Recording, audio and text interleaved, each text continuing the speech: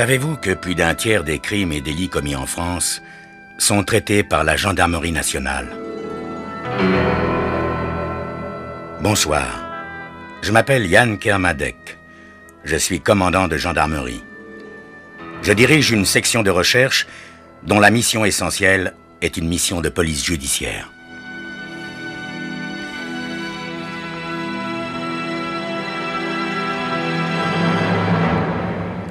L'histoire que je vais vous raconter est une histoire vraie. Tous les faits sont réels et se sont déroulés en France. Seuls les noms des personnes et des lieux ont été changés. Ce soir, chemise à carreaux et gitane papier maïs. Dans la nuit du 29 au 30 juillet dernier, vers 2 heures du matin, Madame Dole et sa sœur sont brusquement tirées de leur sommeil par 2 inconnus qui viennent de pénétrer chez elles par effraction. Madame Dole, pharmacienne à la retraite, est âgée de 78 ans. Sa sœur, de 4 ans sa cadette, est sourde et muette de naissance et à la charge de Madame Dole depuis de longues années, exactement depuis la mort de leurs parents. Madame Dole ne s'est jamais mariée, ne voulant pas imposer à son compagnon cette sœur infirme à laquelle elle a consacré sa vie.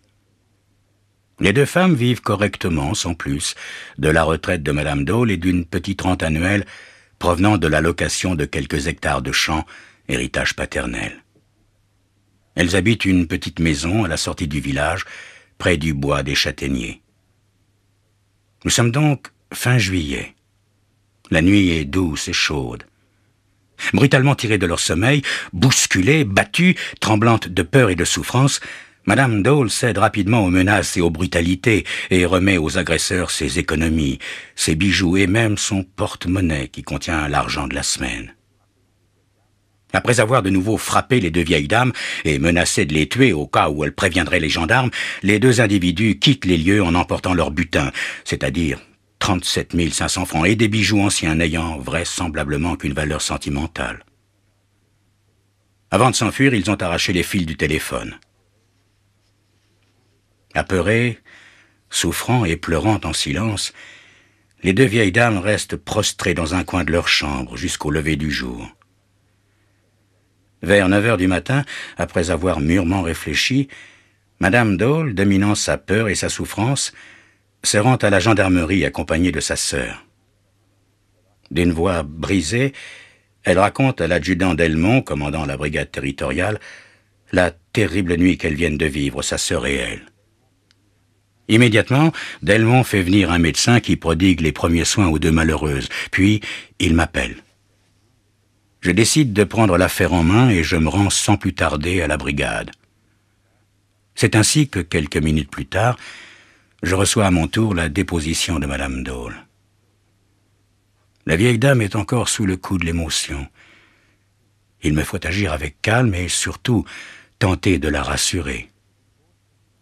Aux questions que je lui pose, Madame Dole répond en prenant à chaque fois un long temps de réflexion.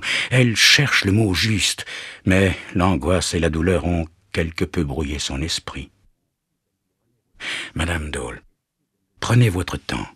Essayez de me décrire vos agresseurs. Combien étaient-ils? 2, monsieur l'officier. Étaient-ils masqués? Non, monsieur l'officier. Quel âge avaient-ils, environ? Oh, dans les 25-30 ans. Je ne sais plus. Madame Dole, faites un effort, s'il vous plaît. Essayez de me les décrire.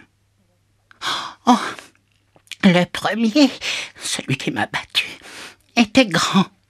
Et il avait les cheveux longs et sales. L'autre, celui qui a frappé ma pauvre sœur, me semblait plus petit. Et ses cheveux étaient noirs et beaucoup plus courts. Comment était-il habillé, Madame Dole? Le grand avait une chemise à carreaux, bleu et blanc. Non, vert et blanc. Oh, je ne sais plus. Oh, il portait des gants tricotés au crochet, ça je m'en souviens fort bien, tricotés au crochet, des gants bleus ou noirs, mais tricotés au crochet. Et l'autre, Madame Dole, comment était-il habillé?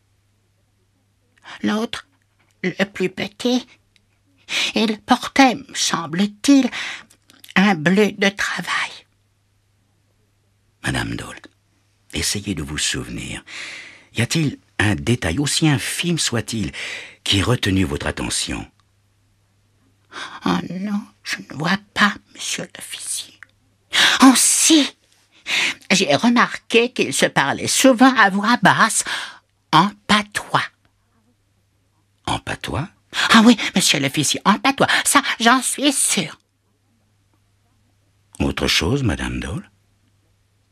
Non, monsieur l'officier. Je ne sais pas, je ne sais plus, pardonnez-moi. Calmez-vous, Madame Dole. Je vous remercie de votre déposition. Je vais vous faire accompagner à votre domicile par 2 de mes gendarmes. Ah oui, monsieur l'officier, s'il vous plaît. Ils pourront même dormir dans le petit salon. Non, ils ne pourront pas dormir chez vous, madame, mais ils vérifieront que tout est bien fermé et que vous n'avez plus rien à craindre. Ils resteront le temps qu'il faudra pour que vous soyez rassurés. Oh, merci. Ainsi, nous nous sentirons plus en sécurité, ma pauvre sœur et moi. On ne sait jamais, n'est-ce pas? Oui, madame. On ne sait jamais. Je fais donc raccompagner Madame Dole et sa sœur par les gendarmes Mougin et Beauvais, le technicien des investigations criminelles, qui procède sur place aux premières recherches d'indices. Les 2 agresseurs allaient-ils revenir cette nuit et se venger sur les 2 vieilles dames qui, malgré les menaces, avaient eu le courage de prévenir les gendarmes? C'est ce que vous saurez dans quelques instants.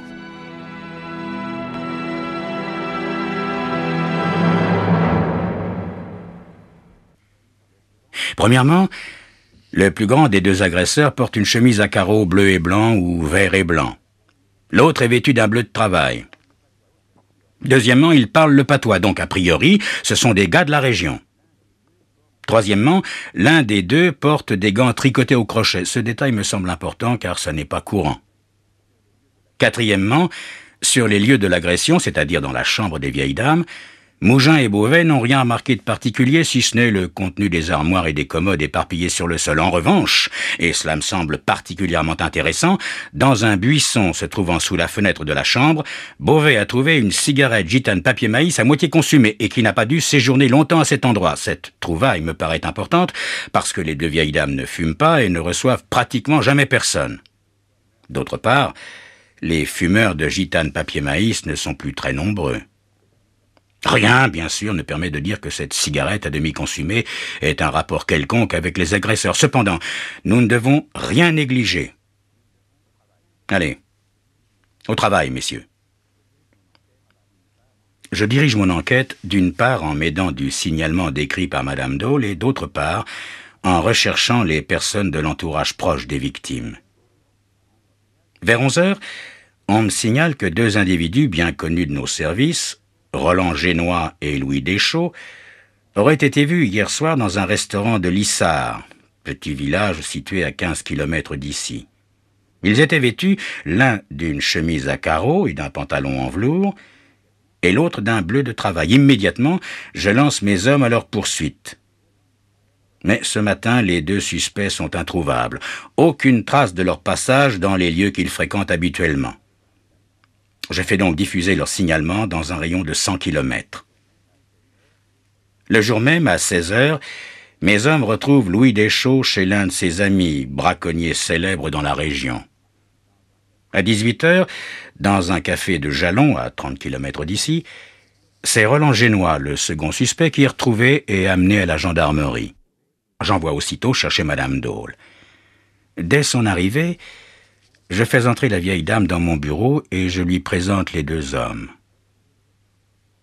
Très troublée, Madame Dole semble d'abord les reconnaître, puis se rétracte.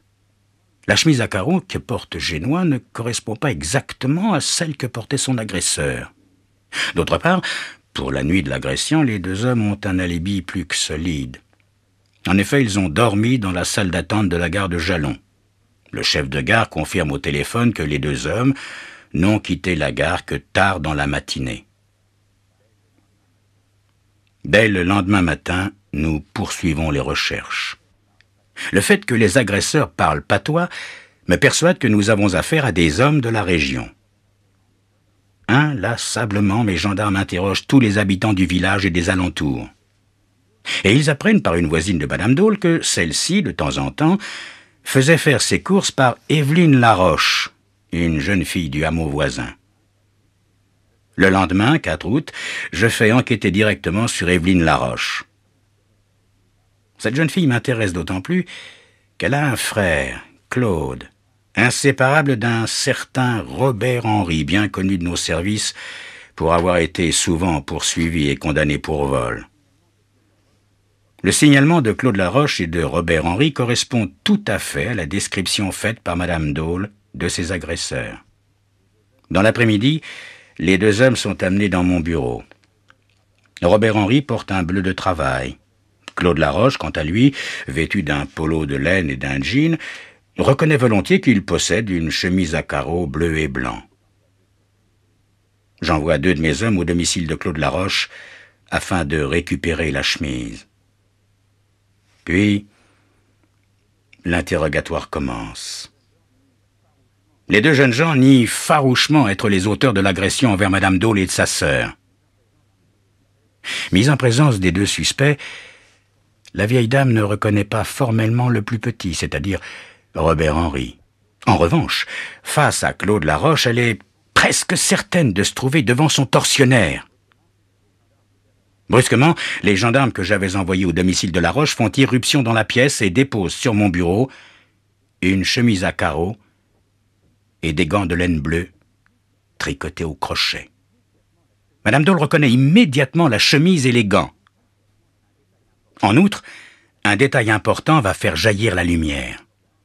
L'un des gendarmes qui a accompagné les 2 hommes jusqu'ici a remarqué que Robert Henry a beaucoup fumé sur le chemin qu'il menait à la gendarmerie. 3 ou 4 cigarettes gitane papier maïs, et qu'à 3 ou 4 reprises, il a jeté d'une chiquenaude loin devant lui la cigarette à demi consumée. Cette fois, je les tiens. L'interrogatoire se fait plus incisif. L'air est chargé d'électricité. Les gendarmes et moi avons peu dormi ces 4 derniers jours, tant nous avions à cœur de résoudre cette enquête. Finalement, pressés de questions, les 2 voyous finissent par craquer. Ils avouent. Ils avouent l'agression de Madame Dole et de sa sœur, et d'autres agressions aussi ignobles, aussi lâches, perpétrées dans des départements voisins. Les 2 crapules sont aussitôt placés en garde à vue et seront présentés le lendemain matin au juge d'instruction. Évelyne Laroche, qui leur a fourni les renseignements sur la maison des vieilles dames, sera poursuivie pour complicité. Ce n'est qu'une petite somme d'argent qui sera restituée aux victimes. 1570 francs. Le reste de la somme volée a été soit dépensé, soit caché. Quant aux bijoux, ils ont tous été retrouvés au domicile d'Évelyne Laroche, qui sera en plus inculpée de recel d'objets volés. Traumatisées par l'affreuse nuit qu'elles avaient vécue, les 2 vieilles dames ne veulent plus habiter leur petite maison, trop isolée. Madame Dole envisage d'aller vivre avec sa sœur dans une maison de retraite.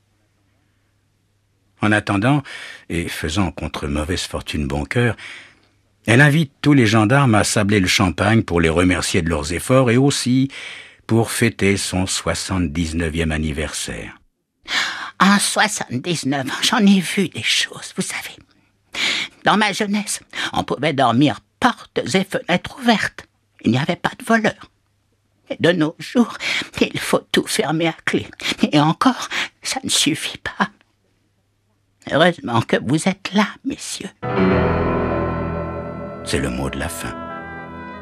Les 2 vieilles dames, un peu pompettes, ont retrouvé le goût de vivre, un peu grâce à nous.